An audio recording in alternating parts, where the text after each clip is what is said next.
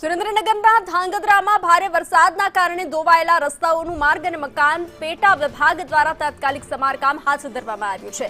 ગ્રામ્ય વિસ્તારોના રસ્તા, નદી અને નાળા નજીકના પડેલા ધોવાણનું રિપેરિંગ કામ કરવા માટે નાયબ કાર્યપાલક ઇજનેર સ્થળ પર હાજર રહ્યા હતા। નોંધનીય છે કે સતત 3 દિવસથી વરસાદ સ્થિતિ પર નજર રાખી રહેલા આ અધિકારીએ વાવડી ગામ પાસે રેલવે અંડરબ્રિજમાં ફસાયેલા લોકોનું રેસ્ક્યુ પણ કર્યું હતું। તંત્ર દ્વારા હાથ ધરવામાં આવેલી આ કામગીરીના પગલે સ્થાનિક ગ્રામજનોમાં આનંદની લાગણી જોવા મળી રહી હતી।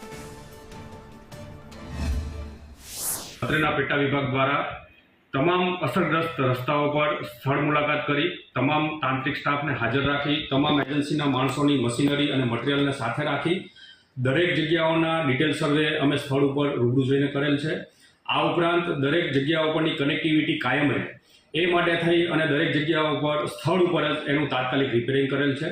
આ ઉપરાંત જે જગ્યા ઉપર રસ્તાઓમાં ચાલતા સ્ટ્રક્ચરોની અંદર ડાયવર્ઝનની અંદર જ્યારે ઓવરટોપિંગ થયેલ આ તમામ ઓવરટોપિંગને ધ્યાને લઈ અને તે જગ્યાઓ પર ડાયવર્ઝનને તાત્કાલિક બંધ કરી અને ત્યાં આગળ બેરિકેડિંગ મૂકવામાં આવેલ હતા। ઓવરટોપિંગ પૂરું થયે તાત્કાલિક અસરથી એ જગ્યા ઉપર વિભાગ દ્વારા એજન્સીના મશીનરીનો ઉપયોગ કરી અને તમામ ડાયવર્ઝનને